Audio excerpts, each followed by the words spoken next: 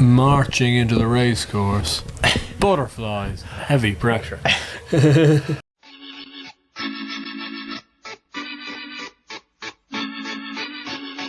Hello and welcome along to the Let's Talk Racing YouTube channel for what is the biggest video of the year on our YouTube channel. It's the Tuesday of Cheltenham preview. We'll go through every single race with our fancies. We've built up to this all season and now we're here, Cheltenham next week, a week on from when this is uploaded.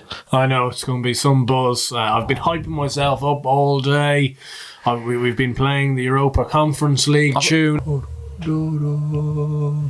I've got to say, you look very sharp. Yeah, well, I tried to put in an effort, you know. I've been wearing a couple of shirts here and there on some of the videos. Went for the full blazer look, went home for the weekend just to recharge the batteries with the family. Bring things I brought back over, included the blazer and a few ties for Cheltenham. I'm on the ball. On the ball we must be, and hopefully we can be on the ball with picking some winners. If you do enjoy this video, please hit that like button. It massively helps out the channel. If we can hit 1,000 likes on this video, that would be incredible. And also, if you are new to the channel, first time seeing us, do subscribe. We want to hit 17,500 by the time the Cheltenham Festival rolls around. And any support, any comments, let us know your thoughts for every single race for each day. We're really keen to hear and listen to you all, and we'll also be in the Feathered Fish after racing on Tuesday. If you are going to Cheltenham, a good pub in the middle of town, that is the place to be in our opinion anyway. But let's get stuck in. We've talked all year about every race under the sun, and now it boils down to the first race at Cheltenham on the Tuesday. It's the Supreme Novices Hurdle, the race you're so desperate to get a winner in. Where's your money going to go? Well, it's a tough race, Josh. Usually you have a very strong fancy coming into this race. It looks a murky race on paper, to be honest. We discussed it a few videos ago. Do you trust Vassal Vega? I think I've come down to the conclusion I can't go and do it after what he'd done last month. I've been very keen on Marine Nationale. I've been keen on him all year. He obviously won the Royal Bond on unfavourable ground. Hard to know what the ground's going to be on Tuesday come the Supreme. Looks the rain is coming. The rain is coming, and that's not good news for Marine Nationale. I wouldn't want it to be a bog. I don't think it's going to be, though. I think it would probably be good to soft ground. That should suit him. I think the way he's going to be ridden is going to be off the pace. They're likely to go strong, and I think he'll be coming home very, very well.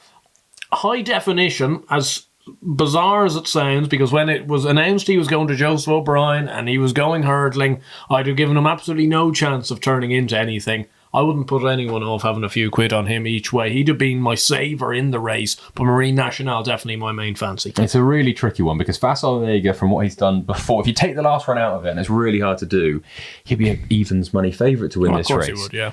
But he got beat by half the track. He was out the back of the television. How can you trust a horse that did that on his last start 5-6 weeks before the big day? I struggle with that as well. Marine Nationale, clearly bundles of ability. I'm not convinced that the Royal Bond form is that good. He beat Irish Point by a head. He's not really gone on to frank that form. And I would have loved to see him run before Cheltenham, which we didn't. Maybe that was by design. Well, it probably definitely was.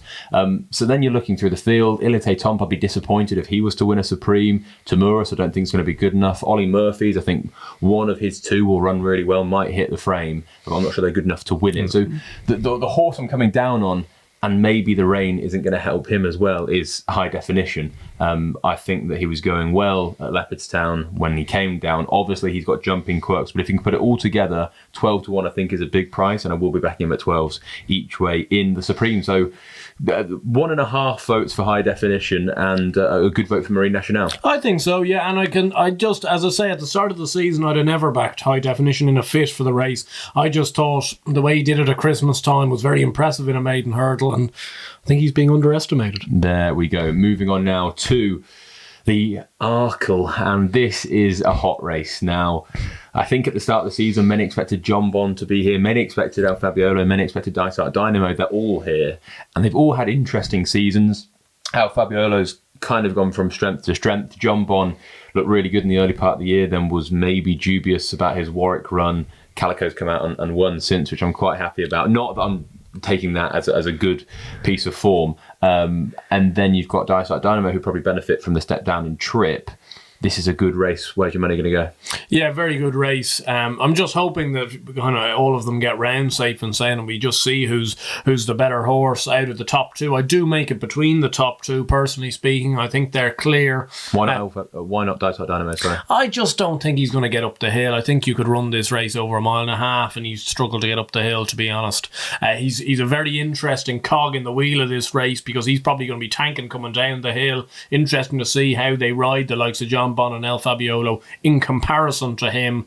You'd think the likes of a Sam Wall will be sitting even further out the back with the jockey on him really just trying to kind of take up the pieces at the end, and he may well do so. He may well even creep into the frame if one or two of the principals blot their copybook, he could be banged there. But I've gone down on El Fabiolo. I'm not massively in his favour. I'd probably be 60-40 in his camp. We've debated the El Fabiolo John Bon thing all year, and I've come down on him because I just think his form from the Irish Arkle is better than we've seen from John Bon all year. Not taking even in that Warwick run. I think even his runs before Christmas, beating Monmoral and the likes, I think he has to go and improve to beat the Irish horses, which he could well do, but he does have to go and do it. As for El Fabiolo beating the likes of Banbridge, Appreciated, Dysart Dynamo, that's pretty rock solid form in my book. I'm just going to be team John Bon. Absolutely love him for this race. I really do. I think El Fabiolo had a tough race in the Irish Arkle. I think they went very hard, and I think he outstayed them, and he was benefited by the loose horse as well in the closing stages. Obviously he was going to win the race, but he probably won it further than if the horse wasn't there. John Bon, I think he's the better jumper than El Fabiolo. I think that he wants an end-to-end gallop, which he's going to get with Dysart Dynamo setting up for him. They're not going to ride him up with the pace, up with Dysart Dynamo. I don't think he'll be a million miles off it, but they're going to be slightly more patient, and I personally feel he's got more ability, and he'll confirm the form with El Fabiolo that we saw at Aintree. Fascinating race, and we're going to have a proper champion chase horse come out of it for next year. The Ultima is the first handicap that we're going to talk about, and what do you fancy? Not a race I particularly like, Josh, because the Irish usually have a rotten record in it, which is no good to me. It's the only race. Yeah, well, maybe. So I quite like two at a price. I know you're very keen on one, so I might let you take the floor on him. The one I quite like alongside him would be T Clipper, fourth in the race last year. I think festival form is key. I think you made that point on the handicap video. He ran a very good race. He's the type of horse, he just constantly runs his race. At 16-1, is he vulnerable from a win perspective? Maybe so, but you're going to have 5-6 places on the day, and I'd be very disappointed, especially if it's a bit of nicer ground, even that good to soft in places type of ground. T Clipper likes that. He goes well at this trip. He goes well in these big handicaps. I'd be disappointed if he was out of the frame, and I would also be backing the horse that I suspect you're about to put up. Yeah, the one that I'm going to put up is Lord Accord at 16-1 each way. I have kind of had a love-hate relationship with him all year, because I put him up for a race at Chepstow in October. He didn't end up running there. He didn't run there. He then went to Cheltenham the following week and dotted up at a double-figure price. I wasn't on that day, and then he finished second to Frodon, and then was put away. But I like the way that he's gone into this race. They did it. Neil Mulholland did it with the Druid's nephew, ran in the Cleve Hurdle. He went on to win this race. The one thing with him, I'm not sure he's going to love it if it buckets down. Yep. And that might be an interesting factor with the price. He's 16-1 currently. I will back him each way. I do think he's got a big chance if it can stay dry. And this weather watch for him. Really like him, but if it was to go too soft, probably would take his chances away. The Champion Hurdle is next, a big bust up. It's probably going to be the one race we're probably going to talk the least about, because we've got Constitution Hill in there, who is so superior to the rivals on ratings from what we've seen so far. That being said, State Man, best of the Irish. You cannot underestimate those. He's unbeaten when he stood on his feet for Willie Mullins. Do you think there's a world where State Man can beat Constitution Hill? I think Constitution Hill would have to underperform. It's quite clearly a no-bet race for me, really. You just, with horses as good as these, there's no real... I know people will be waving around even money or 6-4 Constitution Hill slips. Well, wouldn't really do anything for me, to be honest. These top races with these top horses, you don't even need a bet to enjoy them, personally speaking. The one thing I would just like to say, in comparison to an awful lot of previews that I've watched, and I'm a bit of a badger for watching other previews, there's an awful lot of mud on State Man's name that I really don't appreciate. Okay. This idea that Constitution Hill is 2 stone better than him is just a blatant lie. He may be a £5 better horse, maybe a £10 better horse, but State Man, I think, is the best Irish hurdler we've seen since the Faugheen Hurricane Fly days. And I just would like a little bit more respect on his name. I don't think he'll be beaten that far by Constitution Hill, and I think it'll be a long, long way to clear a third. Yeah, it's a fascinating race. I personally want there to be a superstar performance from this, where you just look at it and go, wow. I think that'll come from Constitution Hill. We've not really seen him been put under pressure yet. Nico's never had to hit him on a race course. I think that might happen here, and we might see an even better Constitution Hill than what we've previously seen. Would you prefer Constitution Hill to win by 15 lengths, or him and State Man to be within a length of each other, but a furlong clear a third? I would prefer Constitution Hill to... from a racing fan, you want the battle. I don't want that. I want Constitution Hill to go there, win 20 lengths, and just go, that is one of the greatest hurdles I've ever seen. That's all. The only question I was asking. And I really do rate State Man, which is why if Constitution Hill was to beat him, 10 lengths, 15 lengths, if he beats him 10 lengths, he's one of the best we've seen. Yeah, absolutely. And I think we will get a real gauge at how good Constitution Hill is after this champion hurdle, because obviously he looks freakish, but he's not gone up against a horse like State Man yet, and it's going to be fascinating. One to watch, one to savour, and I'm really looking forward to being there for it. The Mares' Hurdle now comes next, and this is a race that we're not really sure. It's a race that's developed throughout the whole season. You never would have really thought Honeysuckle would have ran in it. You maybe wouldn't have thought that Epatante would have gone for it. And Marie's Rock, who you probably would have said would have, now looks like she could be going to the stairs. If she was to turn up here at 7-2, I think I'd be backing her definitely. But it looks more than likely she's probably going to go to the Mares' Hurdle on Thursday. If that happens, I'm going to back She Wears It Well at 14-1 each way. Now, look, she's not the classy in this race by any means, but what I like about her is she's won over 3 miles, so she stays. I think she's ground versatile, and she beat Queensbrook convincingly over 2.5 miles at Leopardstown at Christmas. She's gone out and beaten Brandy Love. She Wears It Well's 14-1. I think Queensbrook's 7-8-1. I think the prices are wrong personally. Won't be first or second string for Willie Mullins in the race.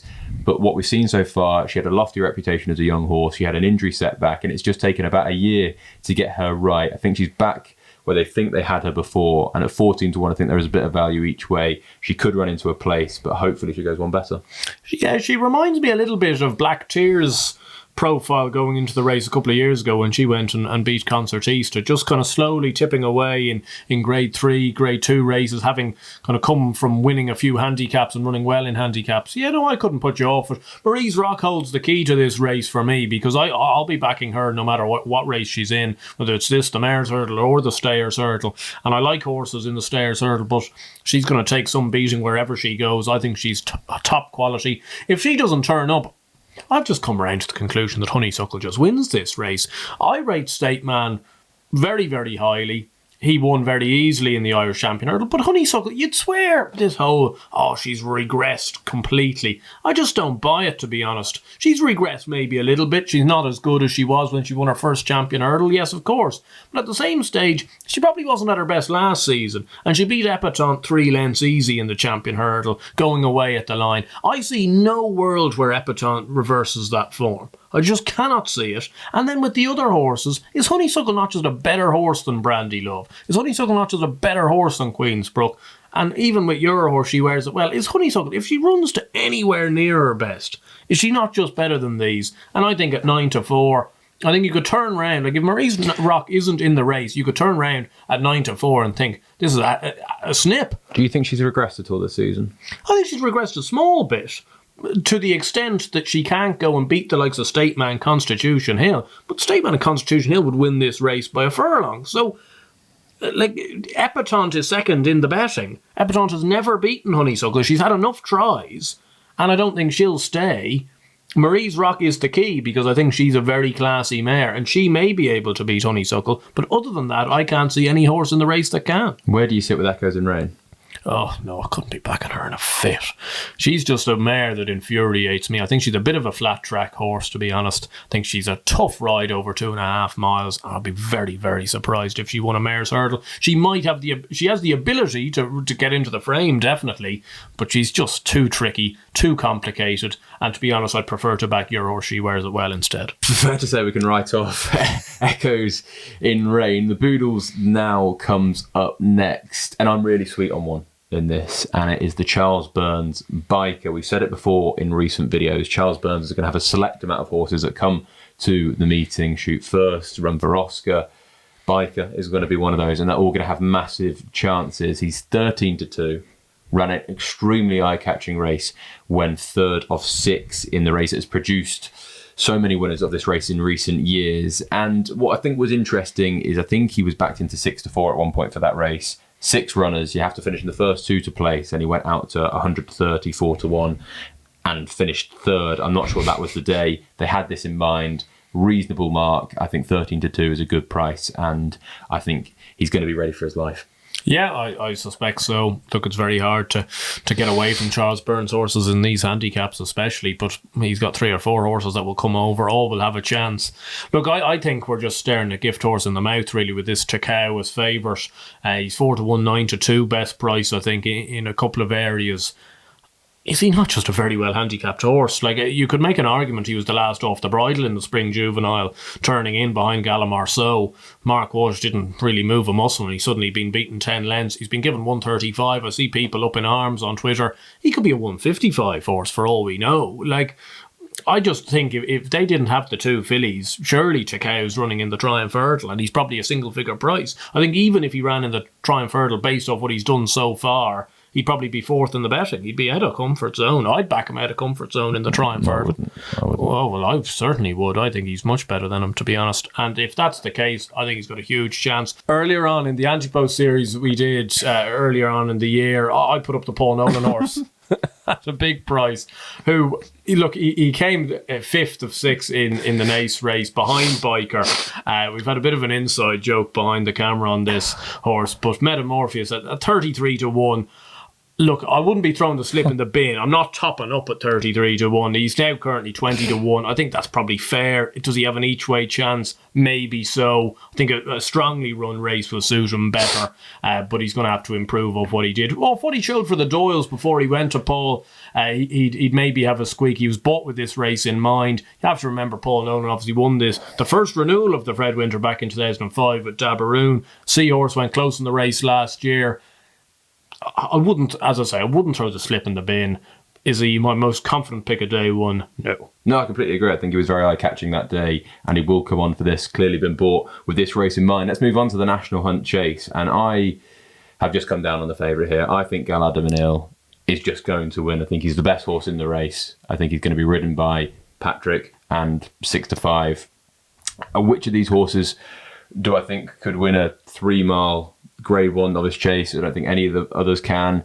I think that he will stay. He's finished in an Irish National. Like, I just think he ticks all the boxes. Yeah, I suppose so. I think he's a pretty prohibitive price myself for this type of race. There's going to be double figures in the race. They're going to go a decent clip this year. I hope they do anyway. I've been very sweet on Malar Mission all year for the race. I've been impressed by the way his jumping has improved race to race. Jeez, we saw him at Cheltenham in October time. He barely lifted a leg off the ground when he was second behind Chemical Energy, beating 60-65 lengths. He's improved mightily since then. Ran quite nicely behind Churchstone Warrior, who he'll have to reoppose in this race when he was second in the 10-up.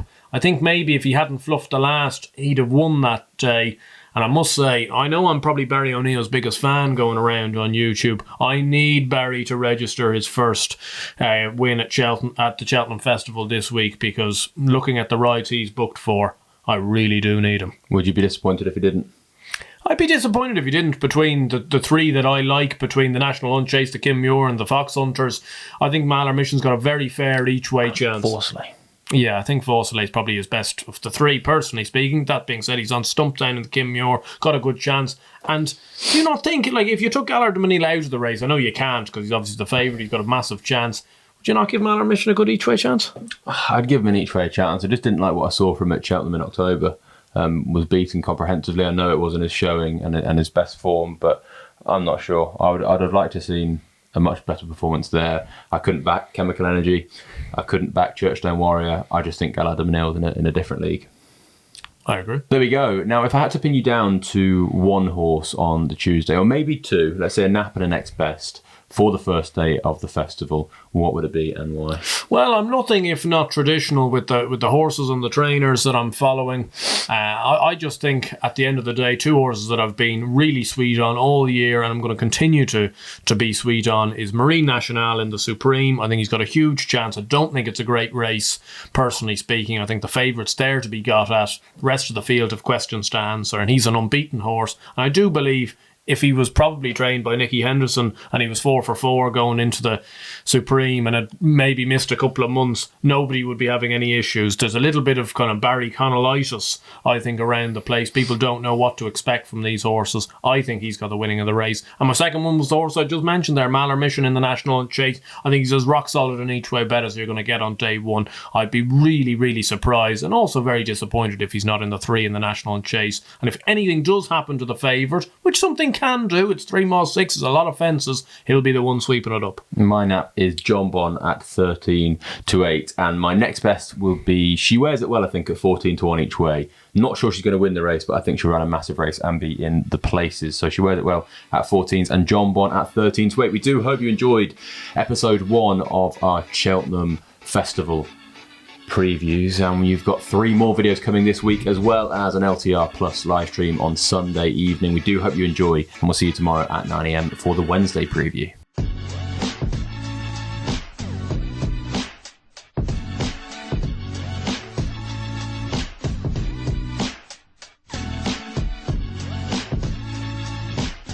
I put up Metamorphosis earlier in our anti-post series at a big price, 33-1. I see there's been a little bit of money around for him. I don't think he's dead. If you watch back and... Sorry, I shouldn't have said that. Sorry. Will I start Metamorphosis again? Yeah. Look, I put up Metamorphosis earlier. You know what I meant, though? Yeah, I don't think that's that bet's dead. Yeah. No, I knew exactly what you meant. But oh no. Okay. Okay. Okay. Go on. I put up Metamorphosis earlier on. Can't do it. Oh, Jesus. He's not dead. He's not dead. Alright, I'm ready now. Okay. I can get through this. Earlier on in the Alright, just go. Just go. Earlier on in the... I can't do it looking at you. Earlier on in... Go on, alright, ready, I'm ready.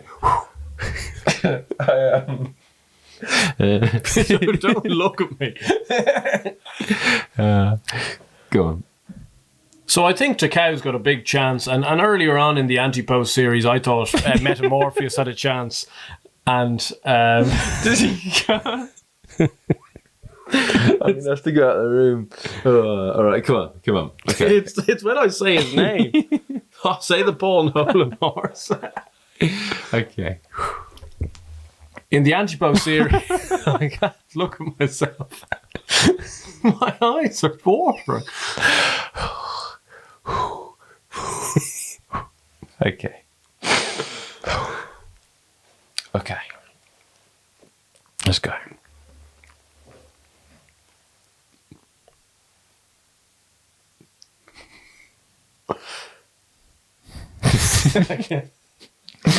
What do you like in the Boodles? In the Antipost series earlier on this year, I put up the Paul Nolan horse at a big price, 33-1, who ran in the biker race at Naas, Metamorphosis, who he wasn't ideally positioned in that race, really. It was slowly run. We were getting there. It's just like, I'm waiting for you to come in saying he's not dead. All right. This horse is not. Okay, come on, Josh. Come on, this is ridiculous. All right. Earlier on in the Antipost series that we did throughout the year. I'm sorry. I am so sorry. All right, ready? 3, 2, 1, go. No, I agree. I think it was a very eye-catching run at Naas, and I think the 33 to 1 slip is very much alive. You can't say.